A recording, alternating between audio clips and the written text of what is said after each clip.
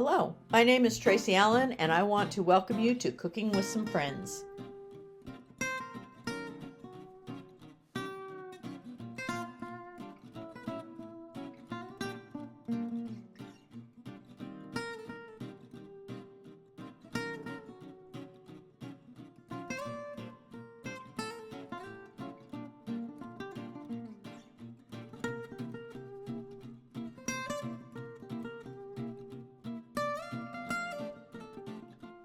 Hello, and welcome to Cooking with Some Friends. I am getting supper ready, and I've already prepped some of the stuff, so I went ahead with the potatoes. We're going to make some cheesy buffalo chicken and skillet potatoes.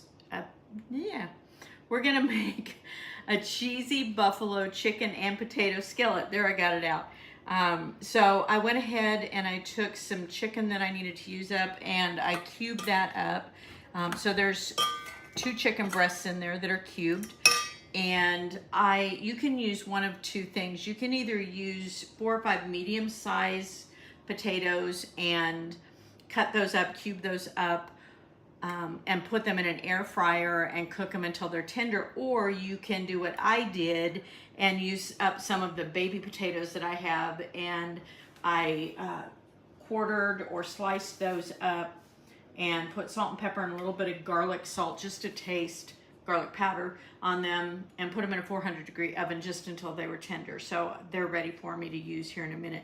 I've got my skillet going. I've got about a tablespoon of olive oil in there, and I'm going to cook the chicken in that until it's done through. To that chicken, I want to add salt and pepper to taste.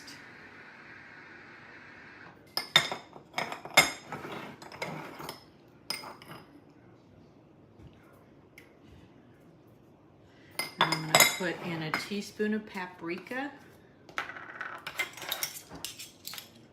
and a teaspoon of ranch seasoning mix.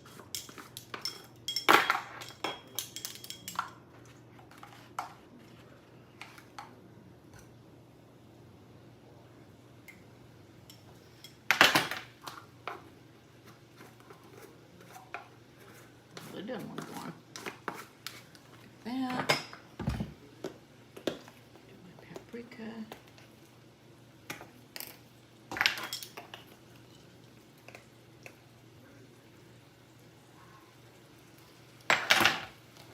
And we'll cook this till it's all the way done.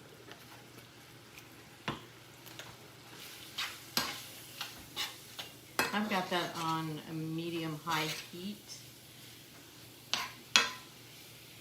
And you want to make sure there's no pieces that are raw at all. So I'm going to let that cook. My chicken is just about done cooking. So now I'm going to take some red onion and add it in so it has a chance to cook. And you can use anywhere to a third to a half of an onion. Miss Kay will get a kick out of that. As I always say, I don't like using as much onion as some people do. But I want that to cook for just a minute until that onion is a little more translucent. And I did drop my heat just a little bit to a medium.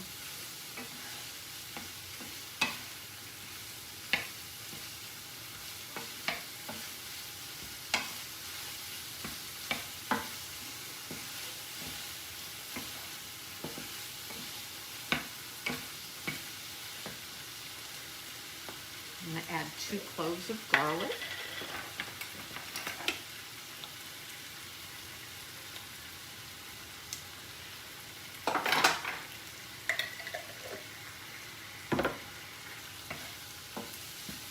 Let that cook and marry in.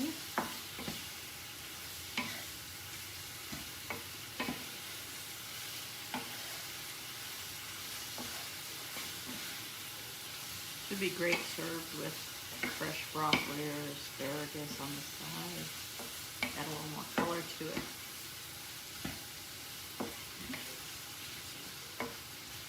And I'm going to put in about a third a cup of buffalo sauce, or wing sauce.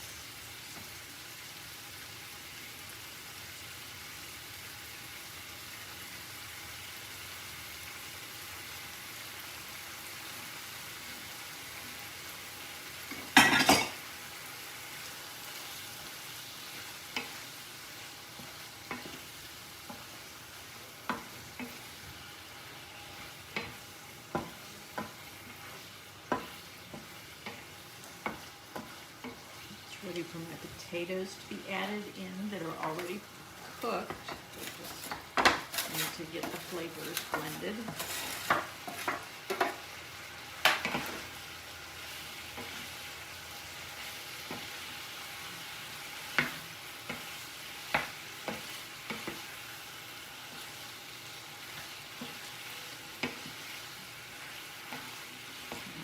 That cook for just a few minutes so those potatoes get the flavors through them.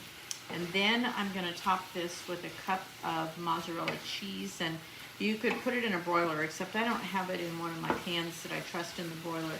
So you could also put a lid over the top and just let it melt the cheese down, and then it will be ready to serve.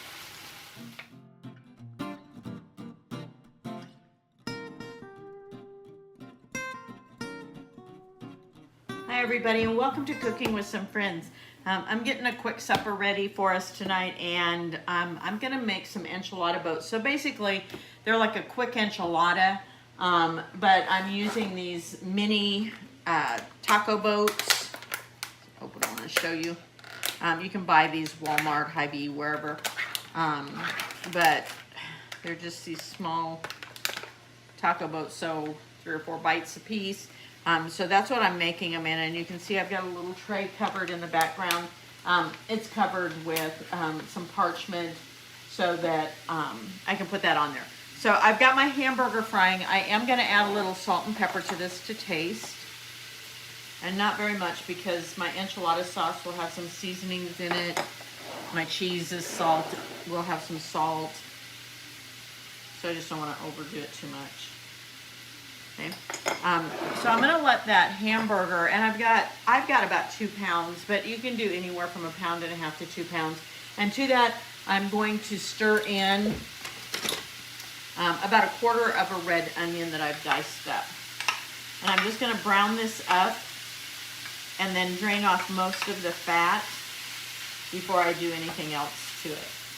Some of the other things, the recipe doesn't necessarily call for it, but it's garden time right now for us, and so I'm going to go ahead and also add in one of our jalapenos out of the garden and let that cook in as well. And to top it, once you're done with this, it has some black beans in it, some enchilada sauce, topped with cheese, and then you put it in the oven. But we've also got some sour cream out and some shredded lettuce and some tomatoes from our garden. But anything that you would put on enchiladas or a taco, you can put over the top of this. So I'll come back once my hamburger and my onions and jalapenos are browned and drained, and then I'll show you the next step. Okay, so I drained most of the fat off of, or the drippings off of my browned hamburger, and you want to make sure there's no pink left. And if you're going to use the mini boats, you want to make sure that you've got your hamburger broken up in pretty small pieces. They make a size larger than this. I have 12 of them on my sheet, and I have another package of 12, but I'm going to reserve these because if I don't use up my meat, I don't want to make these up ahead of time, because this is all we'll eat in one sitting, and I can refrigerate this and then come back and we can have for a lunch or whatever. We can have the leftovers. So I'm going to add to this my black beans that I've rinsed and drained. And that's 1 can of those. And I have 1 10-ounce can of enchilada sauce. And we have the mild, but you can buy it spicier if you like it spicier. So I'm going to bring those to a simmer, and I want that to simmer to get those flavors to blend for 3 or 4 minutes. And then I'm ready to spoon those into my boats. I'm going to top that with cheese and put these in a 375-degree oven. And it's just until the cheese melts, so it doesn't take very long. And then, like I told you before, you can top them with your favorite toppings: cream cheese, sour cream, not cream cheese, shredded lettuce, tomatoes.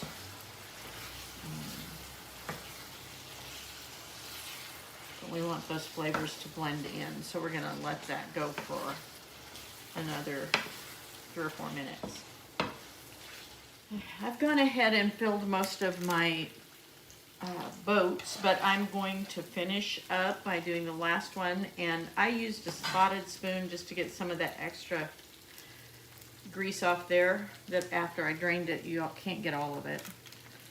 Okay, so they're in there, and I'm going to set that to the side to use later.